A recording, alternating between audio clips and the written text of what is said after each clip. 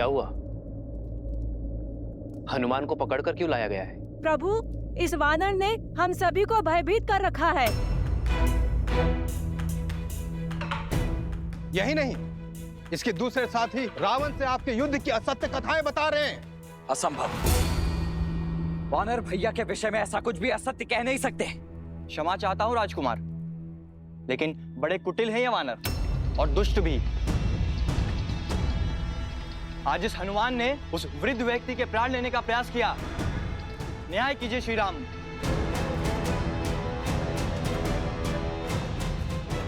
प्रभु, मैं मौन।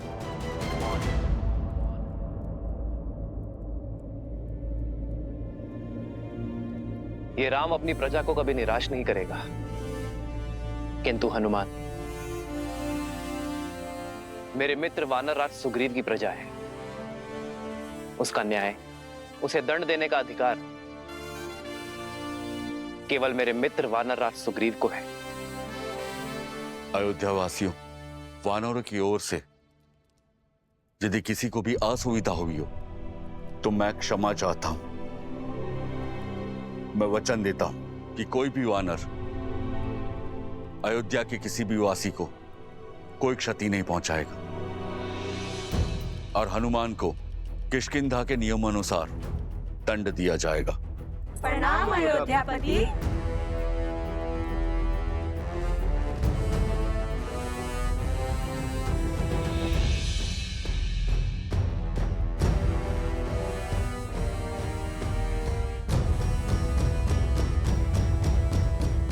हनुमान, कौन था वो राक्षस?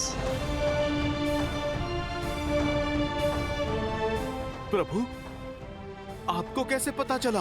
क्योंकि मैं जानता हूं कि मेरा हनुमान कभी किसी निर्दोष नागरिक को पीड़ा पहुंचा ही नहीं सकता। मुझे पूरी बात बताओ हनुमान। प्रभु, मुझे सूचना मिली कि कोई नगर में असत्य निंदा कर रहा है। एक सर कटा तो दूसरा उत्पन्न हो गया। अवश्य ही कोई आसुरी शक्ति है वो। जो विपदा आने वाली है उसके अस्त्र तलवार या भाले नहीं, असत्य, लोकवाद, झूठी निंदा, ये सब उसके अस्त्र हैं। महर्षि पराशर का कथन उचित था। ये असुरी माया अवश्य ही किसी घोर संकट का कारण बनेगी।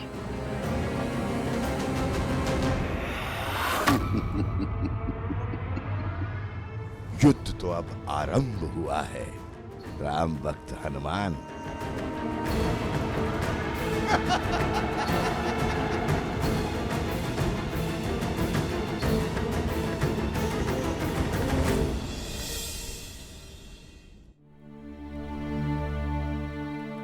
एक सर कटा तो दूसरा उत्पन्न हो गया। अवश्य ही कोई आसुरी शक्ति है वो।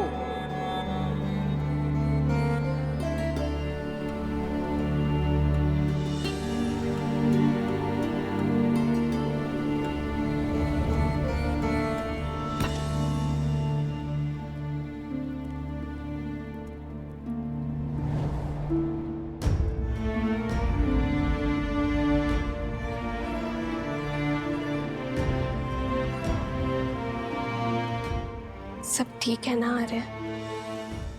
हर सुख दुख साथ निभाने का निर्णय लिया है ना हमने?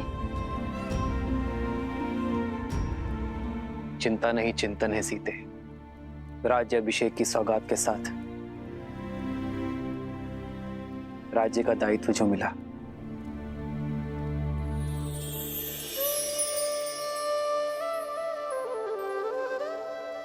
दायित्व तो आपने बिना राजपाट के भी निभाया है आर्य। संसार के हित के लिए संघर्ष किया। जो रावण के नाम की समस्या को समूल निस्तरण कर सकते हैं, वो मेरे राम अयोध्या को भी तार देंगे। वैसे आर्य, भोजन करने से चिंतन करने की शक्ति मिलती है।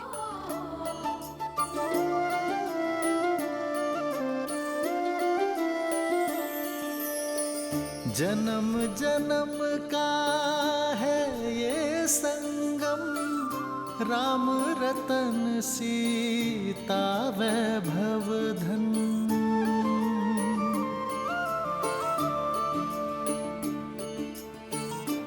महल में आकर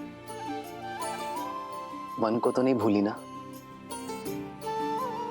वन का भोजन स्मरण है? राम सिया राम सिया राम सिया राम, राम सिया राम सिया राम। वो स्मृतियां तो मैं आने वाले जन्मों में भी नहीं भूल सकती आर्य।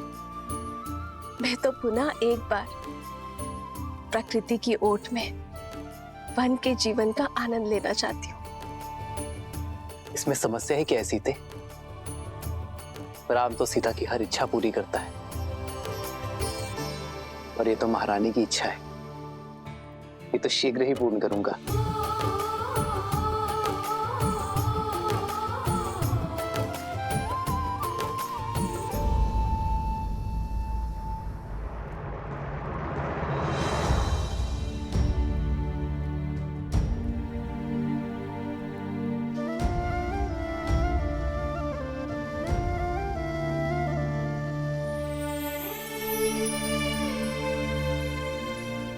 आर्य, सीते,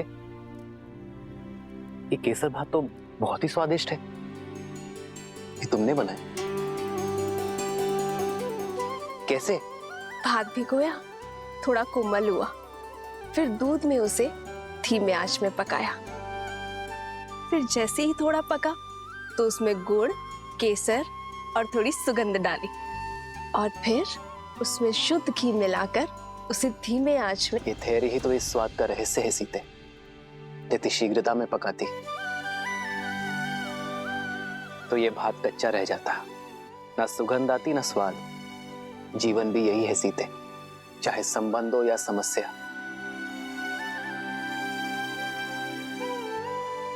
समय की आज के साथ ही इसे समझा जाता है और सुलझाया भी जाता है। और यदि शीघ्रता दिखाई तो सुख और शांति नहीं, चिंता और दुख मिलेगी। स्पष्ट कहिए आर्य। मैं तुम्हें बातों में नहीं उलझा सकता सीते, और तुमसे असत्य भी नहीं कह सकता। इसलिए समय दो सीते, क्योंकि सत्य कहने का समय अभी आया नहीं।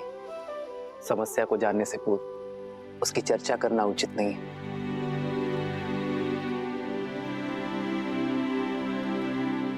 तो फिर मैं आपसे वो प्रश्न पूछती हूँ जिसका उत्तर देने में आपको सरलता हो।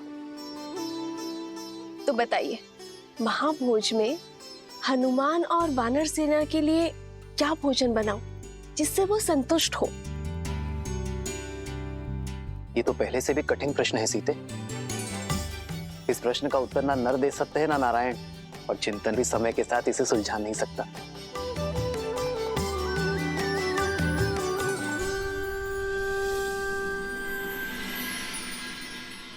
हमें प्रयास करना होगा कि किसी को धन का अभाव ना हो, और इसलिए दान नहीं, जीवन जीने के लिए रोजगार की व्यवस्था करनी होगी।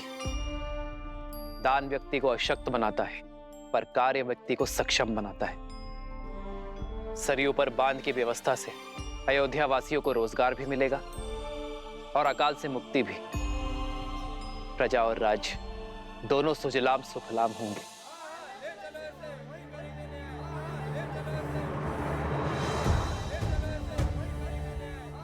ये कोलाहल कैसा? ऐसा प्रतीत होता है हमारी प्रजा है महाराज। मैं अभी सैनिकों को भेजकर शांत करवाता हूँ। राजा को शांत नहीं, संतुष्ट करना होता है सुमंत जी। प्रजा का सुख मुझ तक पहुंचे ना पहुंचे, उनका असंतोष अवश्य पहुंचना चाहिए। उन्हें भीतर बुलाइए। रक्षा करिए महाराज, रक्षा कीजिए, हमारी रक्षा कीजिए, रक्षा कीजिए, हमारी रक्षा कीजिए, रक्षा कीजिए महाराज, रक्षा कीजिए महाराज, रक्षा कीजिए महाराज। शांत हो जाइए। जो बात है निसंकोच कहिए, निर्भय होकर कहिए। हमारे प्राण संकट में है, रक्षा कीजिए महाराज, हमारी रक्षा कीजिए, हमारी रक्षा कीजिए। पश्चिम की ओर से राक्षसों ने हमारे ऊपर आक्रमण कर दिया और हमारे अनेकों भाइयों को उन्होंने मार डाला। हमारा धन दान सब कुछ लूट लिया उन्होंने।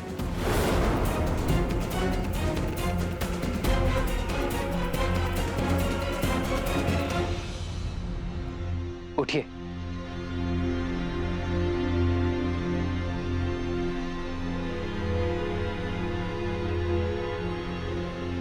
कौन है ये राक्षस? क्या नाम है उसका?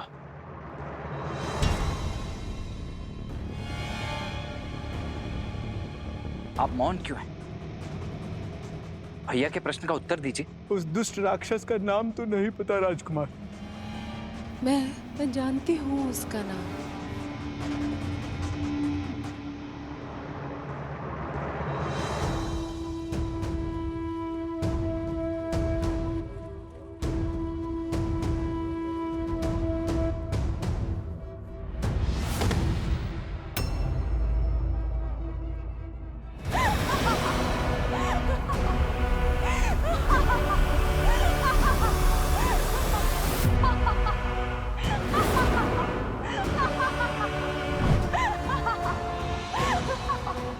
शूर्पणखा।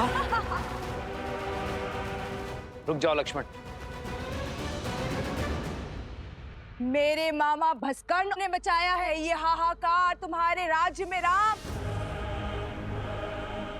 वो भास्कर्ण जो संपूर्ण राक्षस कुल का प्रतिशोध लेंगे, हमारे खोए हुए मान सम्मान को लौटाएंगे।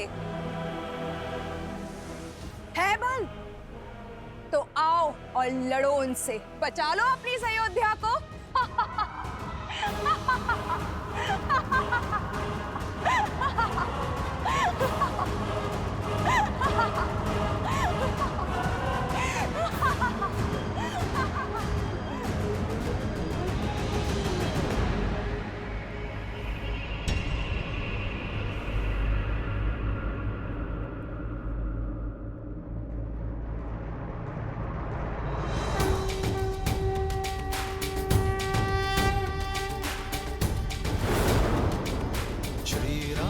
चंद्र कृपालु भजु मन हरण भव भय दारुणम्। श्री राम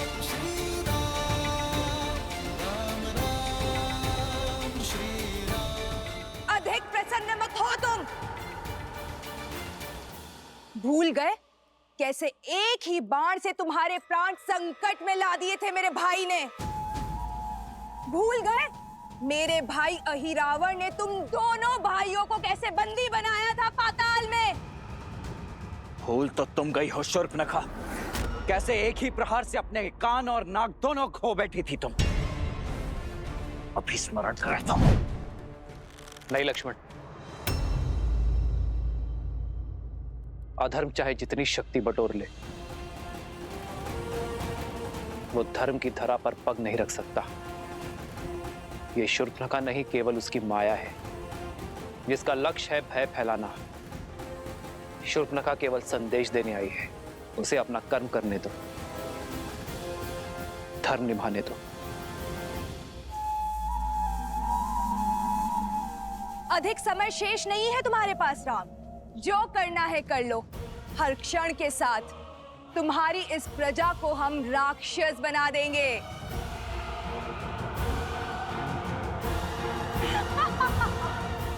तुम्हारा कार्य पूर्ण हुआ शूर्पणखा, तुम्हारा संदेश मुझे मिल गया है। अब इस वृद्धा की देह को छोड़ दो। और हां, रामराज्य में ना भय की छाया होगी और ना ही अवगुणों की माया। जाकर कह देना भास्कर्ण से, मैं स्वयं अपनी सेना लेकर आऊंगा, और यदि उसके छल में बल है तो वो मेरे निर्दोष अयोध्या वासियों को और हानि नहीं पहुंचाएगा।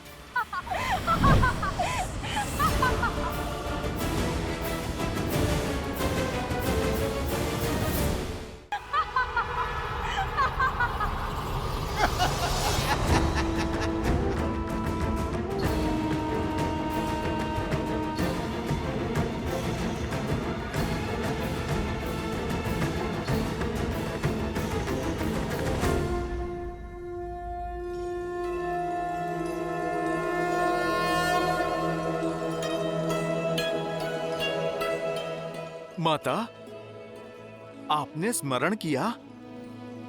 सब ठीक तो है ना माता? क्या किसी ने आपको सताने का दुस्साहस तो नहीं किया? जिसका इतना सचेत पुत्र हो, ऐसा शूरवीर पति हो और इतने सामर्थ्यवान देवर हो, उसे कष्ट पहुंचाने का साहस कौन कर सकता है भला?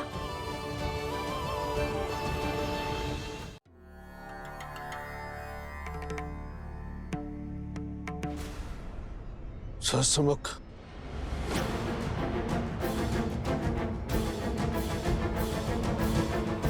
आपका आभास उचित था श्री राम। भास्कर्ण वो आसुरी शक्ति नहीं है जिसकी चिंता हमें घेरे हुई थी। आपकी चिंता का विषय सहस्त्रमुख रावण था। हाँ ऋषिवर, समझ रहा हूं कि उसकी काली छाया प्रवेश कर चुकी है। ये वो असुरी शक्ति है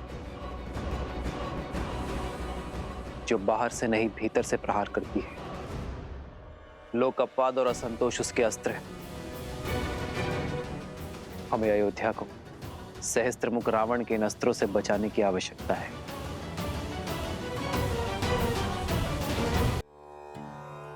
ये लो, प्रसाद खाओ।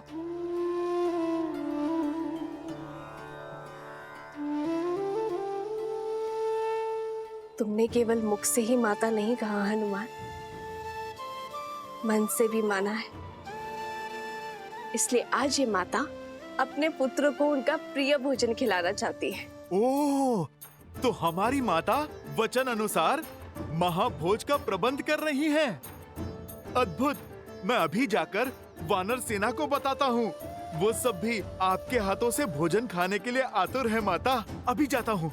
हनुमान, मेरे प्रश्न का उत्तर तो देते जाओ। कौन सा प्रश्न माते? यही कि तुम्हारे और तुम्हारी वानर सेना के लिए ऐसा क्या भोजन बनाऊं जिससे तुम्हारा पेट भी भर जाए और मन भी। माता, ये तो बहुत कठिन प्रश्न है। वो क्या है ना, वानरों को भोजन तो बहुत प्रिय होता है और यदि आपके इन हाथों से मिले वो तो अमृत है। अद्भुत! माता, मैं एक काम करता हूँ। मैं अभी अपनी वानर सेना से पूछ कर आता हूँ। वो क्या है ना, इसका उत्तर तो मेरे पास भी नहीं है।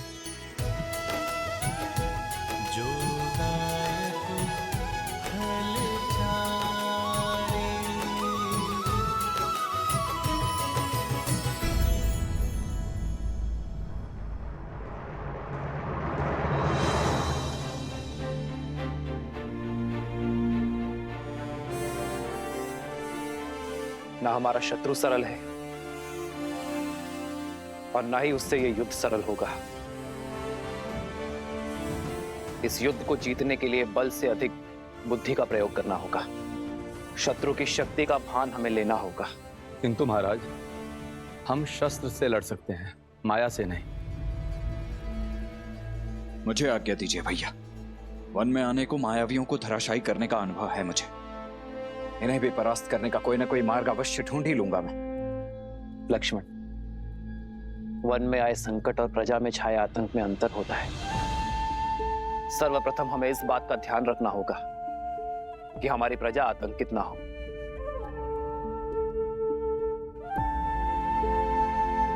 और लक्ष्मण, असाधारण शत्रु को साधारण रणनीति से नहीं हराया जाता। हमें सैन्य बल के अतिरिक्त कुछ और भी चाहिए होगा। भास्कर्ण और उसका पुत्र संघार दमन, ये दोनों साधारण राक्षस नहीं है। बल और छल के धनी है, माया विशेषज्ञ है, रक्तपात के प्रेमी है। जो भी इनके सामने आता है उसे वे मृत्यु के घाट उतार देते हैं। अपने माया के बल से वो अंधकार में भी प्रवीणता से युद्ध करते हैं।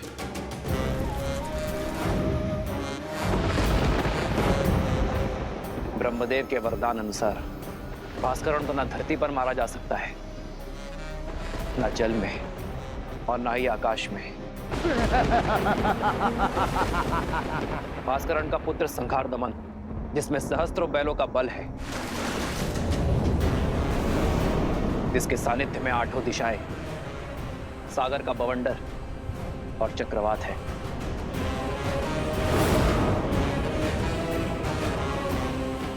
केवल यही नहीं राम, साथ ही वो उभयचर भी है, जो जितनी सरलता से थल पर रह सकता है उतनी ही सहजता से जल में भी जी सकता है। ब्रह्मदेव के वरदान के अनुसार उसकी मृत्यु जल के भीतर ही हो सकती है, वो भी तब जब उसकी श्वास नली काट दी जाए।